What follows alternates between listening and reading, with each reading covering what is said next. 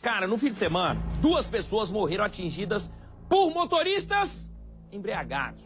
Isso nas estradas aqui do nosso Distrito Federal. E o pior, os 2 motoristas estão soltos, cara. Afinal, eles não são perigosos para a sociedade, não? O que vocês acham?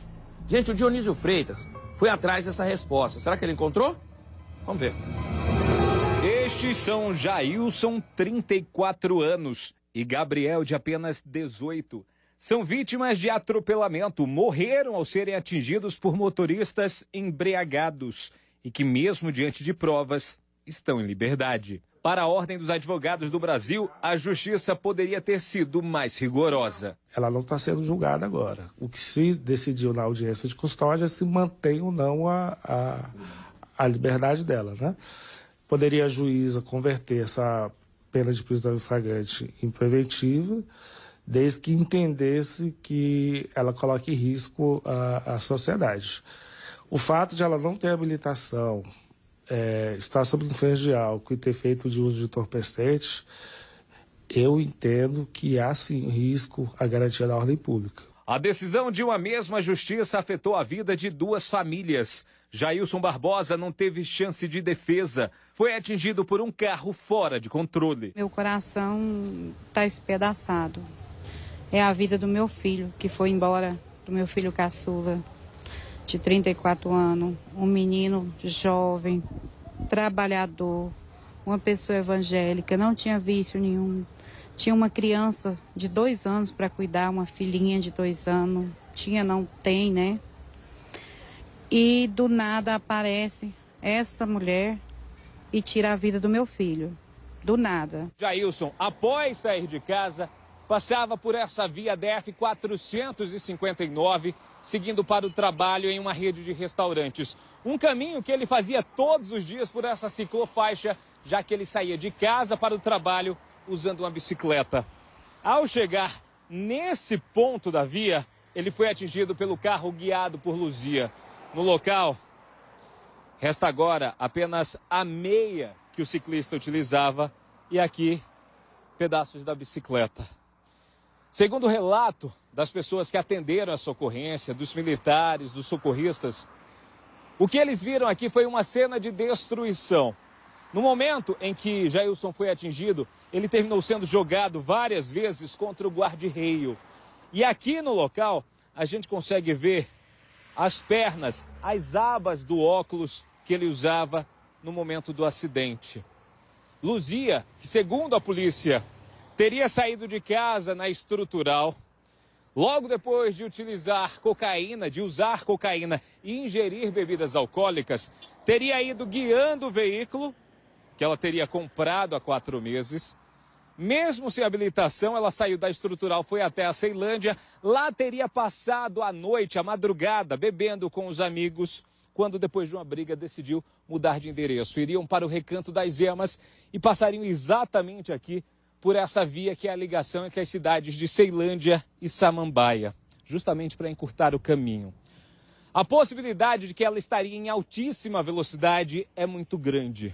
Mesmo sabendo que aqui a velocidade é de 70 km por hora, quando a gente consegue mensurar a distância do local onde o ciclista foi atingido e o local onde o carro conseguiu parar, a gente tem uma ideia de como tudo isso aconteceu e o impacto ao qual esse ciclista foi aí jogado. Lá em cima, Jailson foi atingido, mas o veículo guiado aí por Luzia só parou aqui embaixo. Ele veio arrastando por aqui e só parou exatamente nesse ponto onde agora existe parte da estrutura frontal do veículo. O carro parou aqui, completamente destruído.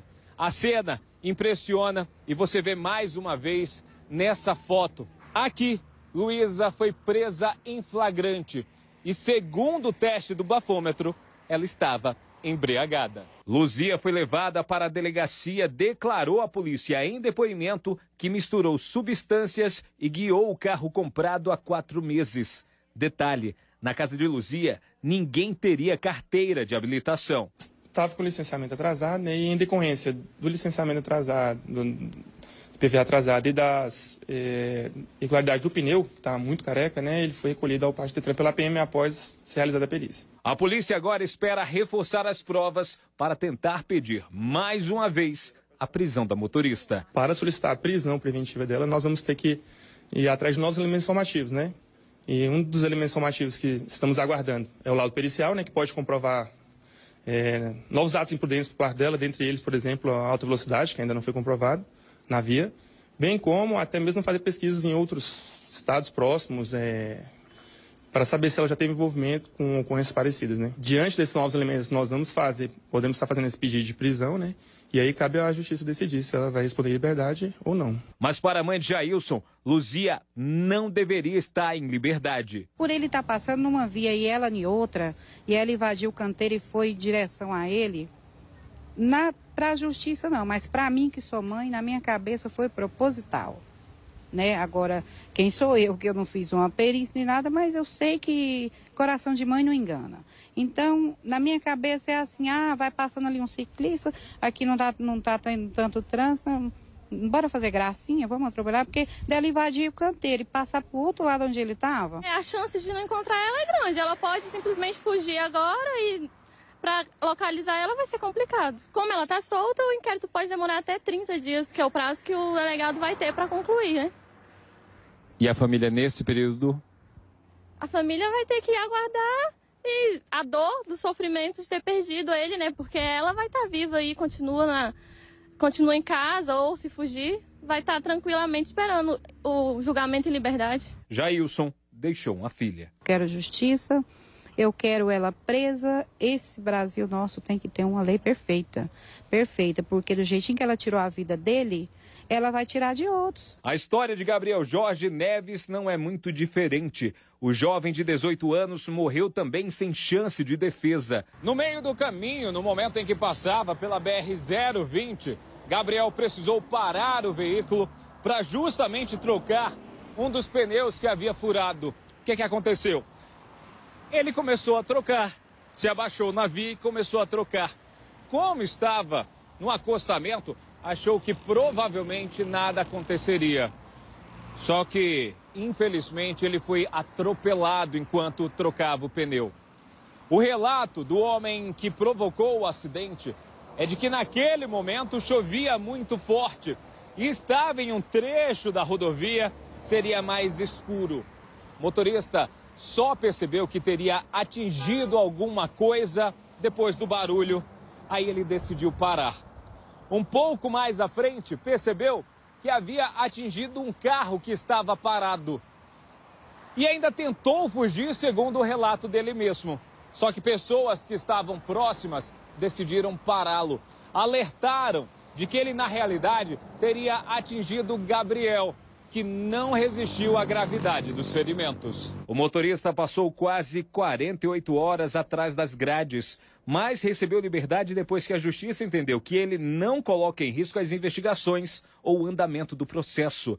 Na decisão, foram tomadas as chamadas medidas cautelares, como a suspensão e apreensão da carteira de habilitação, obrigação de comparecer ao fórum em datas marcadas e não deixar o Distrito Federal sem autorização do juiz. No caso Jailson, a polícia tem agora até 30 dias para concluir o inquérito e encaminhá-lo ao Ministério Público, que pode ou não fazer uma denúncia contra a Luzia.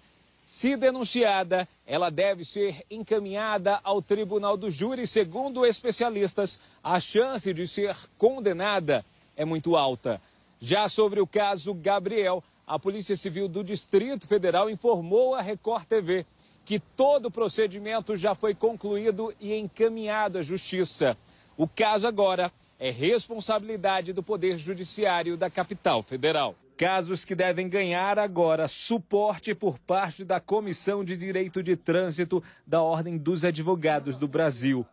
Enquanto os dois estão soltos, as duas famílias choram. Vamos levar o caso, debater e, se necessário, com a autorização do presidente da Ordem, indicar um assistente à acusação em ambos os casos. Cara, eu acho isso um absurdo, sabe? Isso já tinha que ter mudado há muito tempo. Os carros que a gente tem hoje, cara, rapidamente pega 100 km por hora, 120 km por hora. Olha esse carro aqui destruído. Vocês acham que essa mulher tava a quanto por hora quando ela atropelou o ciclista que tava indo trabalhar? O cara tava na madrugada de Samambaia pra Ceilândia, numa chuva danada, a mulher bêbada, depois da terceira festa, bebendo a noite inteira, foi lá, atropelou e matou o cara. O que aconteceu com ela? Bateu na delegacia e saiu. Bateu na delegacia e saiu. Foi embora, cara. E o cara que ela matou tem uma criança de 2 anos de idade, e aí? O cara trabalhava pra sustentar a filha. De a mulher agora trabalhar pra sustentar a filha dele o resto da vida, né? Infelizmente o Brasil é desse jeito. Eu não conheço ninguém que matou aí num acidente de trânsito e acabou, gente, ficando preso, tá certo?